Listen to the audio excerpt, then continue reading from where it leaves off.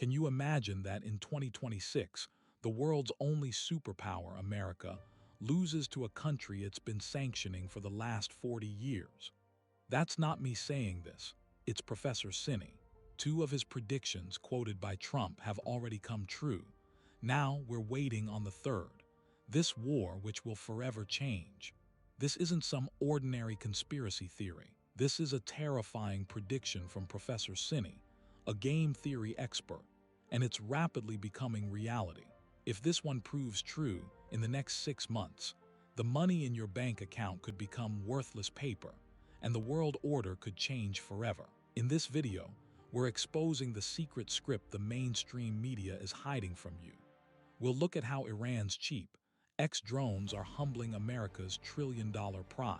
And most importantly, is Donald Trump pushing the entire world toward a catastrophe, maybe to use emergency war powers or extend his time in office, a path that leads straight through the agendas of secret societies and end times prophecies. In the next few minutes, you're going to see a side of the truth the world probably never saw coming. Professor Sini's first prediction was that Donald Trump would win the election again, which turned out to be absolutely true. His second prediction was that as soon as Trump came into power, a terrible war would break out between America and Iran, and that happened too. But it's his third prediction that's blown everyone's minds, that in this war, the world's biggest superpower, America, will be badly defeated. And this isn't just a prediction. There are logical arguments backing it up. In today's video, we'll do a complete post-mortem of this third and most dangerous prediction and understand how a military superpower could possibly lose to Iran. Professor Sini, a huge expert in game theory and geopolitical events, made it very clear in a new interview that America cannot win this war, no matter what. Let's get straight to the point and understand where Iran stands right now. If we look at the professor's deep analysis, it turns out Iran hasn't been preparing for this war for just 1 year, but for a full 20 years. Their Islamic regime sees this as an ultimate war, a final confrontation where they view America as the great Satan. Iran gained a huge amount of experience from the war that almost happened last June. Back then, they didn't just attack. They studied America and Israel's strength, the weaknesses in their defense systems, and their methods of attack in great depth. They had a full 8 months to prepare completely for this new attack. And during that time, by engaging in dialogue with America, they were really just buying time. The biggest thing is that instead of fighting directly, Iran is masterfully using its proxies. These proxies include the Houthis in Yemen, Hezbollah in Lebanon, Hamas in Palestine, and various Shia militant groups in Iraq and Syria. Together, they've thoroughly read America's mentality and its way of fighting. Their strategy now isn't just about killing American soldiers. Their master strategy is to cripple the entire American empire and the global economy. Instead of confronting America directly, they're targeting the countries that are the real strength behind the American economy. The GCC countries, Saudi Arabia, UAE, Qatar, and Bahrain. You can gauge how dangerous and well-planned Iran's strategy is from the fact that they're not just firing missiles at military bases. They're also targeting the critical energy infrastructure and water systems of these Arab nations. These Middle Eastern countries have no natural source of drinking water. They process seawater through desalination plants to use it. Over 60% of their water comes from these plants. Professor Sini gave a really terrifying example to explain this. A small Iranian drone, costing maybe just a few $100s. If it hits and destroys a major water desalination plant in a city like Riyadh, Saudi Arabia, that city of 10 million people would run out of drinking water in just 2 weeks. Just imagine, within 2 weeks, an entire city starts dying of thirst. Along with this, Iran has now practically started blocking key sea routes like the Strait of Hormuz. through which 90% of the food and grain for these Arab countries comes. People usually think that this kind of blockade just causes a bit of inflation or disrupts the global economy. But in reality, Iran is threatening the very existence of countries like Saudi Arabia and the UAE. And you also need to know here that these Arab countries are like a backbone for the American economy. The real reason is the petrodollar system.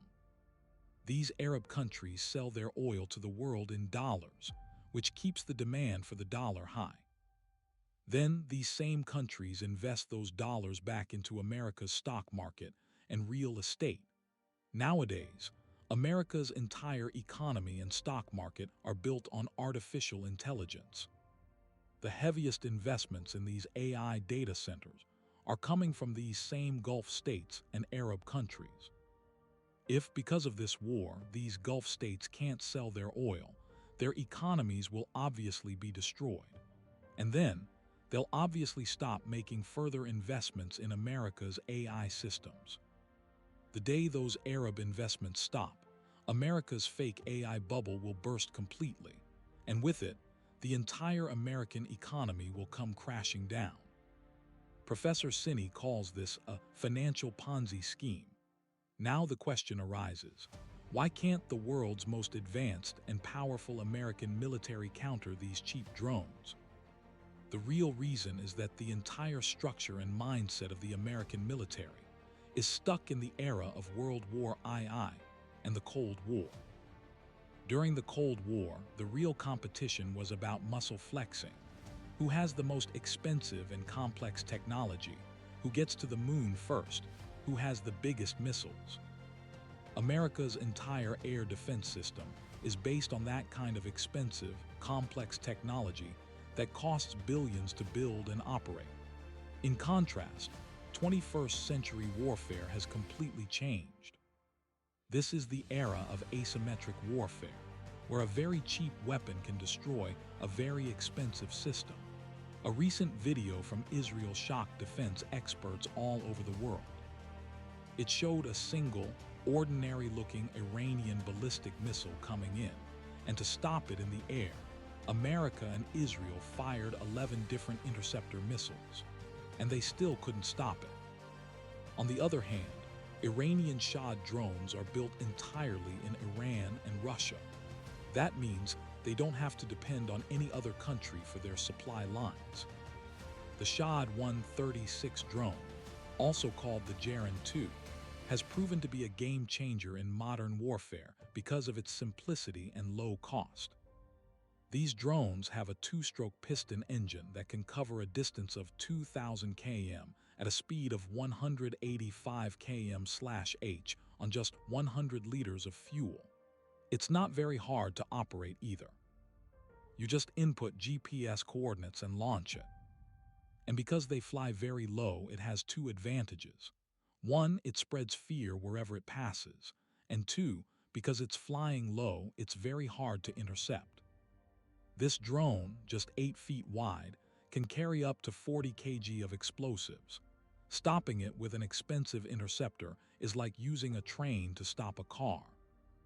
The U.S. Defense Minister and Joint Chiefs of Staff have told CNN that Iranian drones are proving to be a much bigger problem than expected and are harder to stop than ballistic missiles. It's a huge financial disaster. On one side, a cheap Iranian drone or missile costs a few $1,000s. On the other side, the interceptor missile America fires to shoot it down costs several $1 million.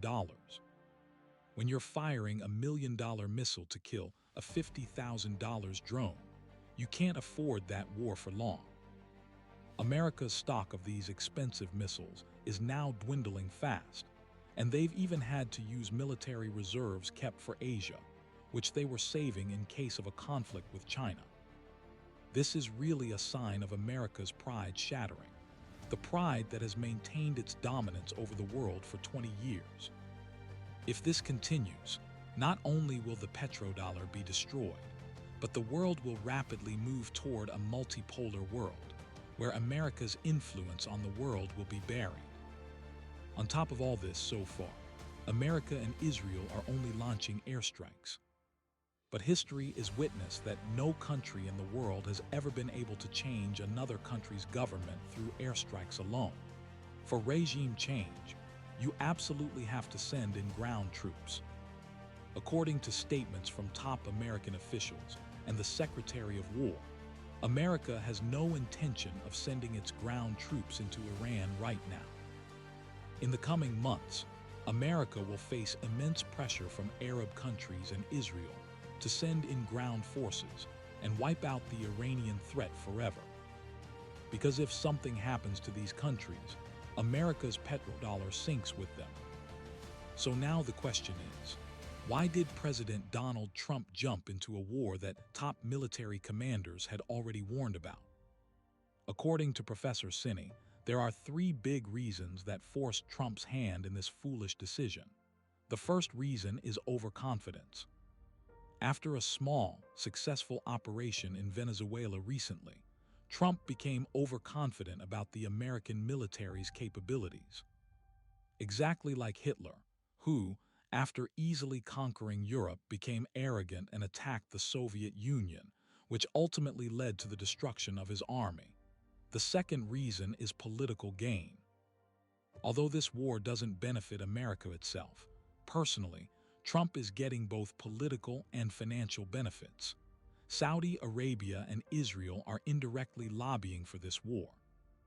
Remember, Saudi Arabia made a massive multi-billion-dollar investment in the private equity fund of Trump's son-in-law, Jared Kushner.